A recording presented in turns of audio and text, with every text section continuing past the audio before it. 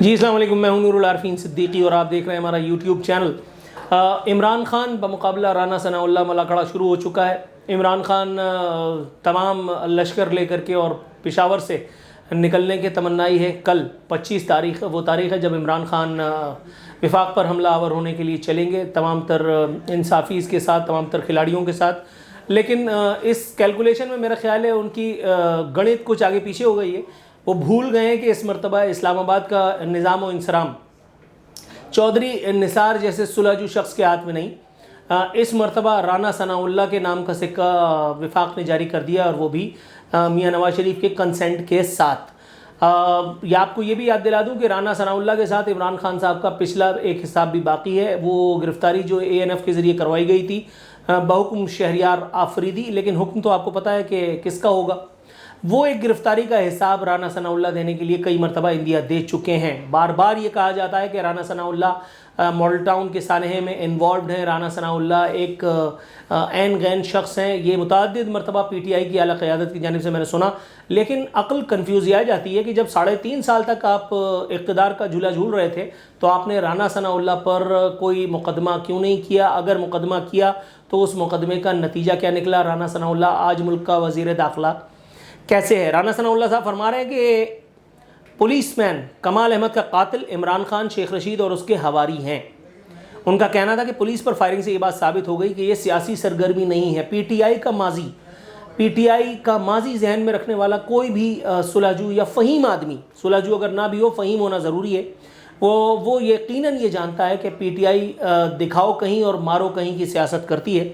بظاہر تو ان کا ایک یہ پولیٹیکل موو ہے کہ جی اسلام آباد کی طرف آ کر کے اور الیکشن ڈیمانڈ کریں گے، لیکن سب جانتے ہیں کہ پچھلی مرتبہ دھرنا انیشیٹ کرنا عمران خان صاحب کا، اور پھر اچانک اس کو دھرنے کو ایک الگ رنگ دے کر کے اور پھر اس کے بعد اسلام آباد کے گوشے گوشے پر چڑھائی کر دینا، یہ ہے PTI کی سنہری زرعی تاریخ، جس کے لیے کسی نہ کسی طور بہرحال اس وقت کے وزیر داخلہ چودھری نثار بھی ذمہ دار تھے۔ تو کیا ایک مرتبہ پھر PTI کی اسی سنہری تاریخ کو مد نظر رکھتے ہوئے PTI کے ماضی سے آگاہ کوئی بھی بندہ بشر ایک مرتبہ پھر اسی حماقت کا ارتکاب کرے گا جو اس وقت چودھری نثار نے کی تھی؟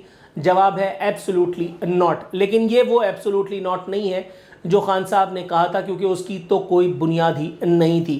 رانا ثناء اللہ صاحب نے فرمایا ہے گالیاں برسانے والوں نے گولیاں برسانا شروع کر دی ہیں، قانون کو ہاتھ میں لیا گیا ہے اور اب قانون جواب لے گا۔ پولیس مین کی شہادت کوئی عام واقعہ نہیں ہے، یہ در حقیقت ریاست کے گریبان پر ہاتھ ڈالنے کی ایک کوشش ہے، یہ در حقیقت آغاز ہے۔ اللہ معاف کرے میرے منہ میں خاک توبہ استغفار، اللہ تعالیٰ پاکستان کا، اہل پاکستان کا، ہمارا اور آپ کا حامی و ناصر اور مددگار ہو، لیکن ساتھ میں ہمیں یہ بھی ماننا پڑے گا کہ خدائی مدد محض دعائیں کرتے رہنے سے نہیں اترا کرتی، اس کے لیے مجھے اور آپ کو صحیح کرنی پڑتی ہے۔ اور اگر میں نے اور آپ نے صرف دعائیں ہی مانگنی ہیں تو پھر اللہ میاں سے ہماری کوئی رشتہ داری نہیں ہے۔ انسانوں کا یہ سیلاب جن کا ایجنڈا آپ کو، مجھ کو، ہم کو، سب کو پتہ ہے، لیکن ہم دیدہ و دانستہ اگر اس سے صرف نظر کریں تو یہ بھی کوئی دانائی دانشمندی نہیں ہوگی۔ عمران خان صاحب سیاست کرنا چاہتے ہیں ضرور کریں، PTI سیاست کرنا چاہتی ہے ضرور کرے، یہ ان کا حق ہے، یہ ان کا بنیادی سیاسی حق ہے۔ لیکن در حقیقت مسئلہ یہ ہے کہ عمران خان صاحب صرف سیاست ہی نہیں کرنا چاہتے۔ رانا ثناء اللہ نے بڑا واضح الفاظ میں کہہ دیا کہ یہ بہادر ایسے بہادر ہیں کہ جو اپنے گھروں کو چھوڑ کر کے اور پشاور سے اس مارچ کا آغاز کر رہے ہیں۔ پشاور سے مارچ کا آغاز کرنے کے پیچھے ان کی جو حکمت عملی ہے، عمران خان صاحب نے اداروں میں تفریق پیدا کر دی ہے۔ کوئی بھی آنکھ کا اندھا یہ بات بخوبی جانتا ہے، نہ کہے تو یہ یقیناً کسی نہ کسی دباؤ یا کسی نہ کسی مصلحت کوشی کے سبب ہوگا۔ عمران خان اداروں کے درمیان اسی تفریق کا فائدہ اٹھانے کے لیے پشاور سے اپنی وہ جو مدد ہے، وہ یہ غیبی مدد ان کے ساتھ کبھی ہوا کرتی تھی، عمران خان فیضیاب ہونے کے چکر میں یہ مارچ پشاور سے لے کر کے اور اسلام آباد جا رہے ہیں۔ انہوں نے پورے پاکستان کے لوگوں سے اپیل کی ہے کہ وہ نکل کر کے عمران خان کے ہاتھ مضبوط کریں اور اسلام آباد پہنچیں، اپنا احتجاج رجسٹر کرائیں۔ اس کا مطلب یہ ہے کہ کل پورے پاکستان میں جگہ جگہ PTI کے جو پولیٹیکل ورکرز ہیں وہ گلی کوچوں میں اپنے ہائی ہو کے ذریعے سے ایمبولینسز کا راستہ روکیں گے، ایک مرتبہ پھر وہی سارے کام ہوں گے جو ماضی میں ہم ہوتے دیکھ چکے ہیں. کبھی تحریک لبیک یہ کیا کرتی تھی تو عمران خان کو بڑا ناگوار گزرتا تھا. تحریک لبیک کے بارے میں اگر بات کرنے چلا گیا تو بڑے معاملات ہو جائیں گے, کیونکہ تحریک لبیک کے جو کرتا دھرتا ہیں ان کو عمران خان کی اس وقت چمچہ گیری کے علاوہ اور کوئی چیز سوجھ نہیں رہی. وہ جو نبی کی حرمت کی باتیں کیا کرتے تھے, اب ان کو ان تمام بیانات میں, اللہ معاف کرے معاذ اللہ, جو عمران خان صاحب دیتے پھر رہے ہیں, اس میں سے بھی کفر کا اور شرک کا پہلو کوئی نظر نہیں آ رہا. ان کی بینائی کہیں اور سے دی گئی ہے, ان کی بینائی ان کی اپنی نہیں ہے, ان کی روشنی, ان کا علم, ان کے بیانات ان کے اپنے نہیں ہیں, اس لیے ان کو کیا کوسنا.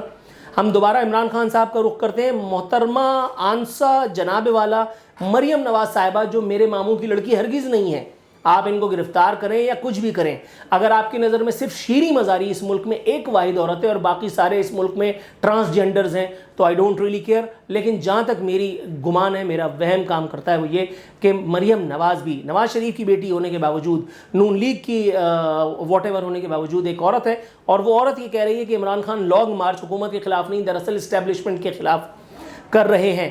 انہوں نے مزید فرمایا کہ میں میر جعفر اور میر صادق کو پہچان گیا. یہ اس نے ہمیں نہیں کہا بلکہ وہ یہ اسٹیبلشمنٹ کو کہتا ہے. تو اس وقت اسے ایک سرزمین پر سرزمین پر اس وقت ایک ارض پاک پر جہاں میں اور آپ زندہ رہنے کی اداکاری کر رہے ہیں, کون ہے جو یہ حقیقت نہیں جانتا؟ لیکن بات صرف اس حقیقت کو منہ تک لانے کی ہے, لبوں تک اس ایک شکوے کو لانے کی ہے, جس کی غلطی اس وقت نہ میں کرنے کے موڈ میں ہوں اور نہ آپ. ہم میر جعفر اور میر صادق کا ذکر تک پہنچ گئے ہیں, تو میں اسلام آباد ہائی کورٹ کی ایک آبزرویشن آپ کے سامنے شیئر کروں. اسلام آباد ہائی کورٹ کہہ رہی ہے کہ میر جعفر میر صادق والی گردان اب ختم ہو جانی چاہیے. ہماری تاریخ میں محب وطن لوگوں کو غدار کہا گیا, بعد میں جنہوں نے ایسا کیا ان کو شرمندگی کا منہ دیکھنا پڑا. میرا نہیں خیال کہ اس کے بعد بھی میر جعفر اور میر صادق کی بخان کرنے والوں کو کہیں بھاگنے کی جگہ ملے گی. میرا خیال ہے کہ اس کے بعد یہ حقیقت روز روشن کی طرح عیاں ہو جاتی ہے کہ سب سے پہلے ہر حالت میں پاکستان کا مفاد ہمیں مقدم رکھنا ہے. پاکستان میں آپ سیاست کریں, آپ کاروبار کریں, آپ کچھ بھی کریں, لیکن ریاست کے ایک شہری ہونے کی باعث آپ پر, مجھ پر, ہم سب پر یہ ذمہ داری عائد ہوتی ہے کہ ہم ریاست کے آئین اور قانون کا لحاظ کریں, اس کی پاسداری کریں, اس کو ہر حالت میں مقدم جانیں. اپنے ذاتی مفادات کے چکر میں اگر ہم قومی مفاد, وہ نام نہاد قومی مفاد نہیں, حقیقی قومی مفاد کو ضرب پہنچانے یا ٹھیس پہنچانے کا کام کریں گے, تو ہم بھی بلا شبہ ریاست دشمنی کا ارتکاب کریں گے, اور اس کے بعد ریاست کا قانون, ریاست کا آئین, ریاست کا نظام بنام سرکار وہ حرکت میں آئے گا. اور جب وہ حرکت میں آتا ہے تو پھر اکبر بگٹی نہیں رہتا, جب وہ حرکت میں آتا ہے تو پھر الطاف حسین نہیں رہتا. اور نشانیاں اس میں صاحبان عقل کے لیے, قرآن کریم کسی ایک آیت پر اس کے مفہوم پر میں ختم کروں گا, اور نشانیاں اس میں صاحبان عقل کے لیے تو کوئی ہے جو غور کرے, تو کوئی ہے جو اکبر بگٹی اور الطاف حسین کے حال سے سبق لے, کوئی ہے جو ان کی غلطیوں سے سبق لے, کوئی ہے جو اپنی اپروچ کو ریوزٹ کر کے پاکستان کو, پاکستانیوں کے حقیقی مفاد کے لیے جدوجہد کر کے پاکستان کو پیرس نہیں, لندن نہیں, صرف پاکستان بنانے کا بیڑا اٹھائے. میری آنکھیں اس رجل عظیم کی تمنائی ہیں. سبسکرائب کریں اور بیل دبائیں تاکہ کوئی خبر رہ نہ جائے.